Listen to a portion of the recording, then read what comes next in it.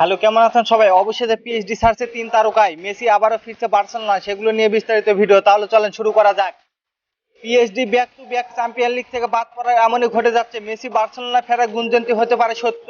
এমবাপ্পেকে দেখা যেতে পারে রিয়াল মাদ্রিদে, আর নেইমারকে সম্ভবত চেলসি। একটি হার ছিন্ন ভিন্ন করে দিয়েছে ফরাসি জয়ান্ট পিএসজি কে। সময় সেরা সুপারস্টার মেসি, এমবাপ্পে, নেইমারদের পাঠিয়ে দিচ্ছে ভিন্ন ভিন্ন এক ঠিকানায়। চ্যাম্পিয়ন লিগ শেষ 16তে বায়ার্নের কাছে হেরে টুর্নামেন্ট থেকে বিদায়ের পর তিনজনই এখন ক্লাব ছাড়ার পথে। পিএসজি ছাড়া আলোচনা শুধু ছিলেন মেসি, নেইমার। এবার এদের সাথে তালিকায় যোগ হয়েছে ফরাসি সুপারস্টার কিলিয়ান এমবাপ্পে। তিনজনই হয়তো বুঝে গেছেন, আর যাই হোক, পিএসজি জার্সি খেলে চ্যাম্পিয়ন লিগ জেতা সম্ভব নয়। মেসি পিএসজি ছাড়ার সিদ্ধান্ত এক প্রকার নিয়েই ফেলেছেন। অপেক্ষায় ছিলেন শুধু বায়ার্নের বিপক্ষে চ্যাম্পিয়ন লিগের দ্বিতীয় ম্যাচটা খেলার জন্য। প্যারিসিয়ানরা হেরে যাওয়ার পরে মেসি এখন নিজের সিদ্ধান্ত অটুট। আসছে জুনে 30 তারিখে, সেই দিন পিএসজির সাথে চুক্তি শেষ হচ্ছে মেসিকে নিয়ে সৌদির ক্লাবে যাওয়ার গুঞ্জন থাকলেও মেসি জানিয়ে দিয়েছে লিউ খেলতে চায় চ্যাম্পিয়ন লিগে। তাই এল.এম.10 কে পেতে সব থেকে এগিয়ে আছে বার্সেলোনা। তবে তাকে কিনতে কমাতে হবে বেতনের বড় অংশ। নেইমারের পিএসজি ছাড়া খবর আরো পুরাতন। এমবাপ্পের সাথে সম্পর্ক অবনতির সঙ্গে একের পর এক বড় ইনজুরি, সেই জন্য তাকে ক্লাবে রাখার পক্ষে নয়। নেইমার যদি প্যারিস ছাড়েন, তবে তাকে দেখা যাওয়ার সম্ভাবনা সবচেয়ে বেশি ইংলিশ প্রিমিয়ার লিগে। ব্রাজিলিয়ান সুপারস্টারকে পেতে সবচেয়ে এগিয়ে চেলসি। শেষবার বহু কিছুর পরে মোটা অঙ্কের বিনিময়ে ট্রান্সফার মার্কেটে ক্লোজ করার আগ মুহূর্তে রিয়ালকে বাদ দিয়ে নতুন করে চুক্তি করেছিলেন এমবাপ্পে। একের পর এক চ্যাম্পিয়ন লিগ থেকে ছিটকে যাওয়ার পরে হতাশ এমবাপ্পে। স্প্যানিশ গণমাধ্যম মার্কা জানিয়েছে ভুল বুঝতে পেরেছে এমবাপ্পে।